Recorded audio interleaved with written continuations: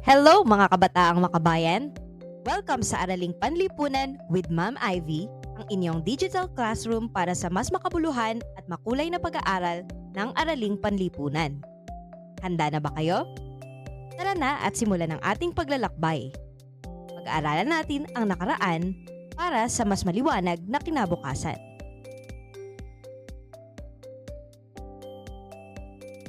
Hi class! Sino dito ang naka-experience na bumili ng isang bagay?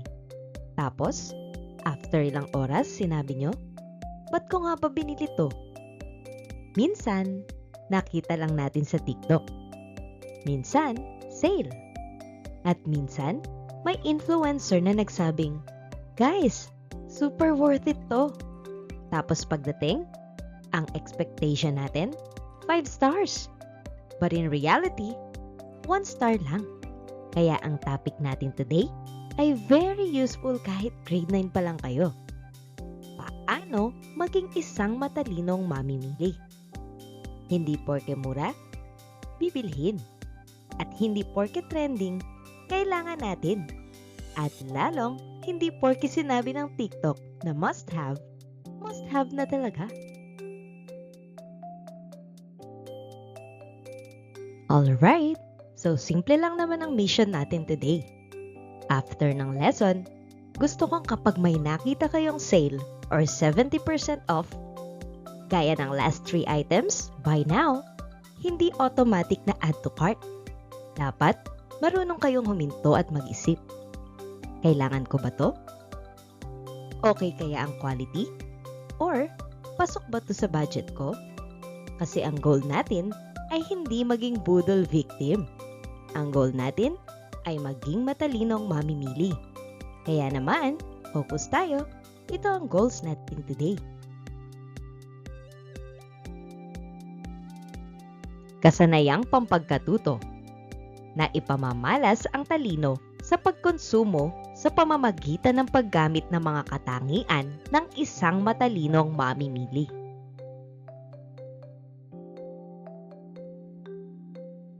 Mga layunin.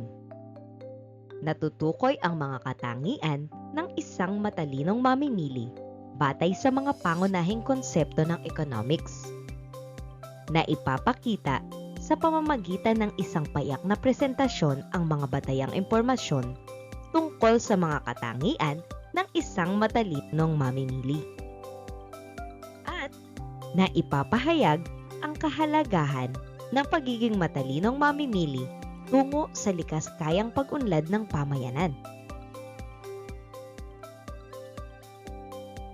Handa na ba kayong matuto? Game na! Simulan natin to.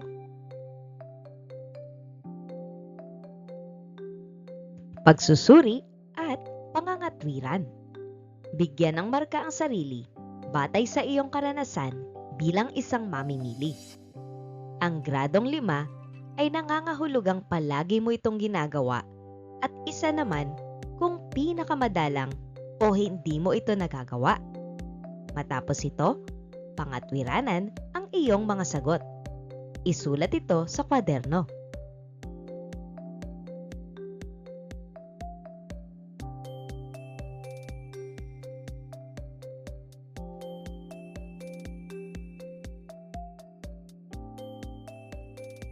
Alright, may idea na tayo tungkol sa topic natin ngayon. Kaya, level up naman tayo. Aalamin natin kung paano gumagana ang mga konseptong ito at paano natin sila nakikita sa totoong buhay. Kaya, let's explore! Tara, alamin natin to ng mas malalim. Now let's talk about the first characteristic, ang pagiging makatwiran. Ang makatwirang mamimili ay marunong ipahayag ang kanyang karapatan, lalo na kapag may problema sa seller. Example, umorder ka online ng black shoes, size 40. Pero pagdating, pink ang kulay nito at size 37. Tapos, sinabi ng seller, Same lang naman yan, boss. so papayag ka? Siyempre, hindi. Ang pagiging makatwiran ay hindi pagiging Karen ha. Hindi ibig sabihin, sisigawan agad natin ang seller. Ang ibig sabihin nito, alam natin ang ating karapatan at kaya natin itong ipaglaban sa maayos at tamang paraan. The second characteristic is pagiging mapanuri. Ito naman yung taong hindi basta see and then like and then add to cart. After that, check out. Siyempre, may investigation muna. Sa grocery, titingnan mo yung expiration date, ingredients, timbang, presyo at kalidad nito. Sa online shopping naman, you have to check the description and reviews. And class, huwag reviews lang na 5 stars. Mabait si Kuyang Rider. Kasi hindi naman si Rider ang bibilhin natin. So hanapin natin yung review tungkol sa actual quality ng product. Smart consumer, check before check out. The third characteristic is marunong mag-budget. Inuuna yung pangangailangan at hindi prioridad ang luho. Lalo na kung ang kita ay sapat lang upang makapag-impok pa at makaiwas sa utang. So, napakalaking challenge kapag may sale. Imagine, may 500 ka. Tapos, may kailangan kang school supplies na 300. Pero, nakita mo yung online, may flash sale. 499 na trending shoes. Ano ngayon ang pipiliin mo? Kapag inuna mo yung shoes dahil trending, ubos ang budget mo. Ang matalinong mamimili ay marunong mag-prioritize ng needs bago wants. And sale does not mean tipid. Kung 500 ang ginastos mo sa bagay na hindi mo naman kailangan, hindi ka nakatipid ng 500. Gumastos ka pa.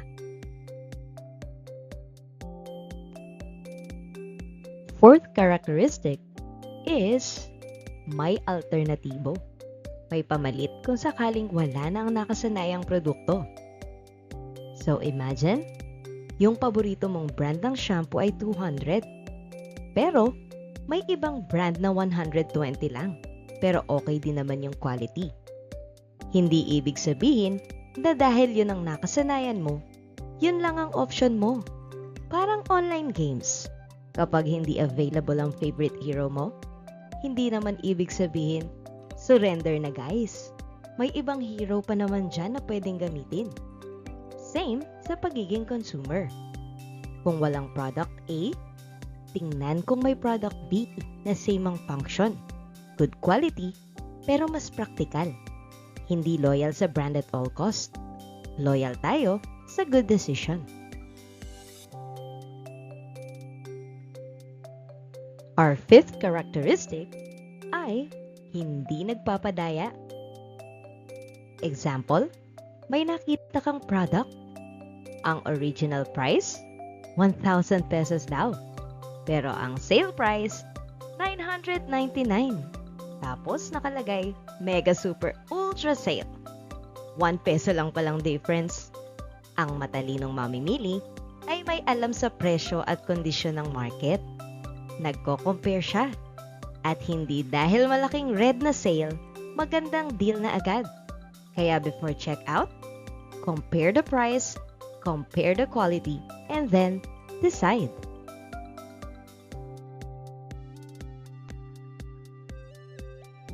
Our sixth characteristic is hindi nagpapadala sa patalastas o anunsyo. Imagine, yung favorite TikToker mo, ang sabi, Guys, grabe! Ito talaga ang secret kung bakit ganito kaganda ang skin ko. ang tanong, automatic bang effective yun? Siyempre hindi. Advertisement is designed to make us want a product. Hindi naman masama ang advertisement. Nagbibigay din to ng information. Pero, dapat, smart consumer ka. Magtanong ka, kailangan mo ba to? Effective ba talaga? or worth the price ba? Hindi yung the influencer has it equals I need it. Laging tandaan, hindi lahat ng trending ay kailangan.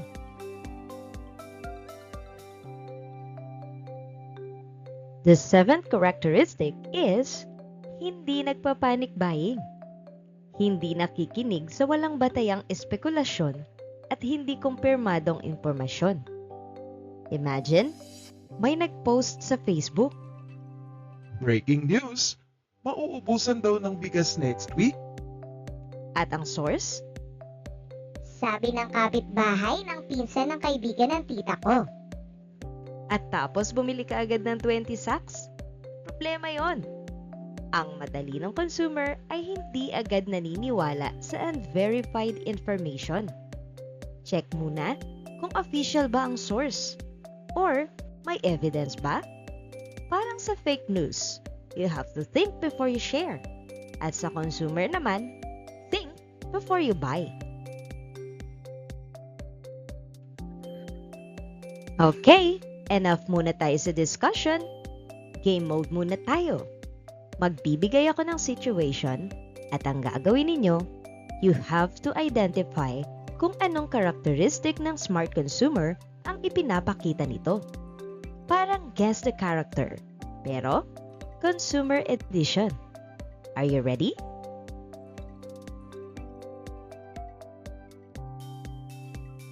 Bago bilhin ni Ana ang paborito niyang gatas sa grocery, tiningnan niya muna ng mabuti ang expiration date, mga sangkap or ingredients, at nutritional value na nakasulat sa likod ng pakete. So ayun, si Ana daw ay bibili ng gatas, pero bago niya ilagay sa cart, chinek muna niya yung expiration date, ingredients, at nutritional value. Anong klase siyang mamimili?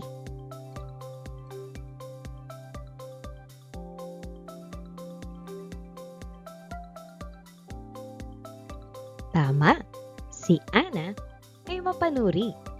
Hindi yung, oy, ang cute naman ng packaging, buy ko na to. Tandaan, packaging attracts you, but information helps you decide.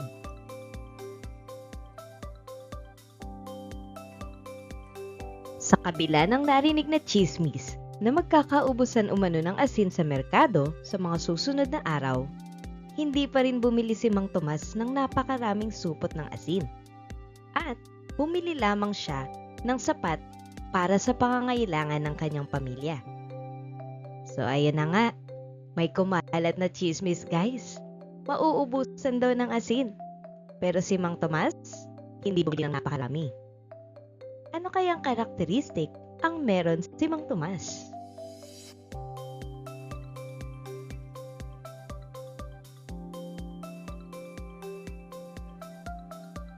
Correct! Si Mang Tomas ay hindi nagpa-panic buying. Bakit? Kasi hindi siya nagpadala sa walang batayang impormasyon. Ang lesson? Hindi lahat ng viral ay factual. Viral is not equal to verified.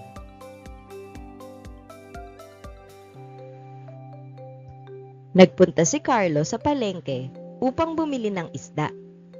Nang mapansin niyang sira at kulang ang timbang ng timbangan ng tindera, agad niya itong ipinaalam sa pamunuan ng palengke upang hindi na makapanlinlang ng iba pa. Napansin niya, 1 kilo ang binayaran niya, pero parang 800 grams lang ang timbang. Ano kayang characteristic ang mayroon si Carlo?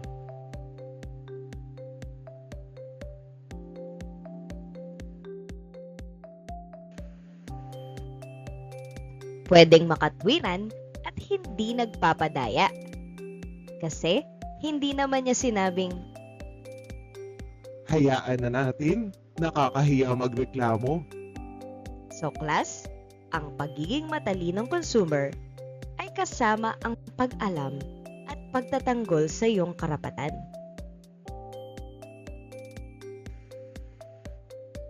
Gustong-gusto ni Sheila na bumili ng mamahaling sapatos dahil nakita niya itong ginagamit ng kanyang paboritong artista sa isang palabas sa telebisyon. Ngunit, pinili pa rin niyang bumili ng mas murang sapatos na matibay at pasok sa kanyang itinabing pera. So ayun guys, si Sheila daw may nakitang artista na gumagamit ng mamahaling sapatos. At ang sabi ng brain niya, OMG! Gusto ko rin ito. pero chinek niya yung budget niya at bumili siya ng mas murang sapatos na matibay naman. Anong characteristics ang mayroon si Sheila?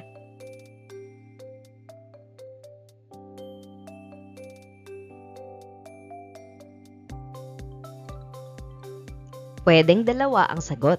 Sumusunod sa budget at hindi nagpapadala sa advertisement. Ito ang tinatawag nating hindi nagpapabudol. Remember guys, hindi dahil ginamit ng celebrity, influencer, o favorite TikToker mo, kailangan mo rin. Pumunta si Maria sa tindahan upang bumili ng isang partikular na tatak ng mantika para sa kanyang pagluluto. Nang maubos to, umorder siya ng ibang tatak ng mantika na may kaparehong kalidad at kapaki-pakinabang din sa kanyang lulutuin. Ayun na nga, si Maria daw may favorite brand ng cooking oil. At pagdating sa store, out of stock. Ano kayang ginawa niya? Umiyak? O nag-post ng, Worst day of my life! hindi, di ba? Humanap siya ng ibang brand na same quality at same purpose.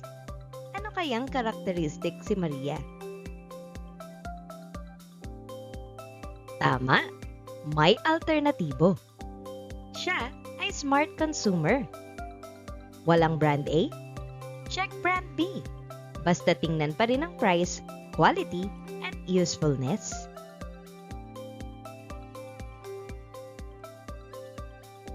Enough muna tayo sa pakikinig.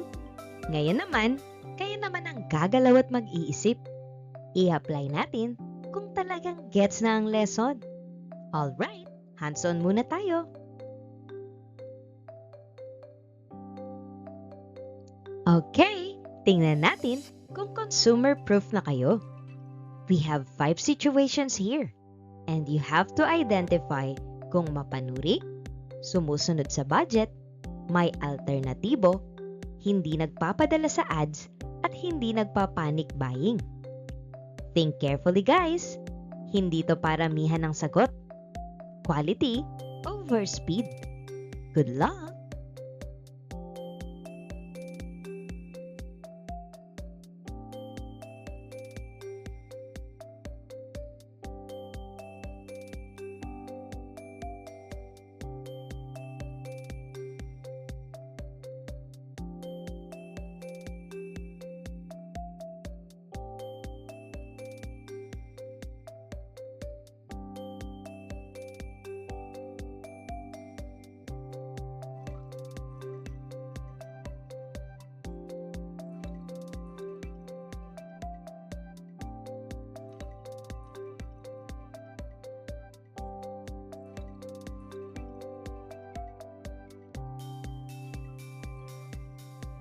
Tingnan nga natin kung gets na o may kailangan pa tayong balikan.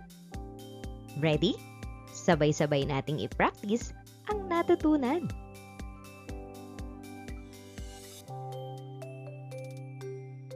Paano nakatutulong ang pagiging mapanuri at makatwiran upang maiwasan ang panlilinlang sa pamilihan? Ma'am, nakatutulong po ang pagiging mapanuri dahil po sinusuri muna ng mamimili yung mga etiketa, presyo, timbang at kalidad po ng produkto. Yung pagiging makatwira naman po, tumutulong po ito para malaman po at maipahayag natin yung karapatan natin para hindi tayo madaya. Okay, very good. So class, isipin nyo, kapag mapanuri, you have to check muna. At kapag makatwiran, you have to know your rights. Siyempre, pag mapanuri ka, hindi ka basta-basta, ay mura, check out agad. Tinitingnan mo muna yung quality, presyo, timbang, at expiration date. At kapag may nanloko sa'yo, alam mo ang karapatan mo at marunong kang magsalita sa tamang paraan. Kaya, simple lang ang formula natin. Check before you buy. Plus, know your rights. Equals, mahirap kang lokohin. At sana, hindi lang sa pamilihan pati sa pag-ibig. Bago magtiwala, maging mapanuri rin. Baka red flag na, ginagawa mo pang green flag.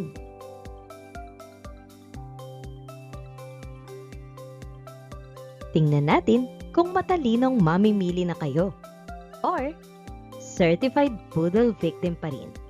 Are you ready? Check natin kung solid ka na dito.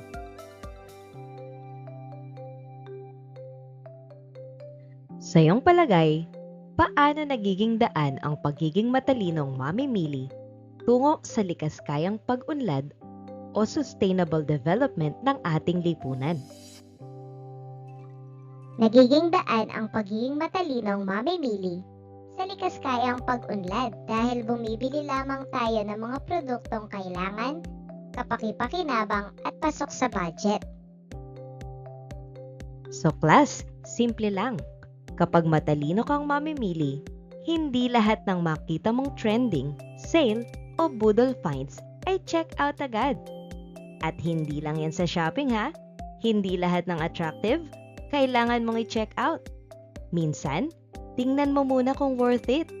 Kapag puro red flag na, cancel order na. Pati sa crush mo, matuto kang mag-move on. Kung hindi ka naman chine-check out, bakit naka-add to cart pa rin siya sa puso mo? Remove item na! Okay, final na mga boss. We have 5-item challenge. Remember our keywords? Mapanuri? Check. Budget? Prioritize.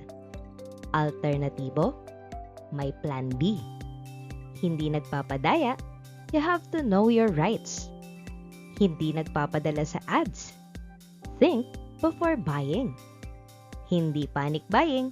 You have to verify first. At syempre, makatwiran. Ipaglaban ang karapatan. Game na? Good luck!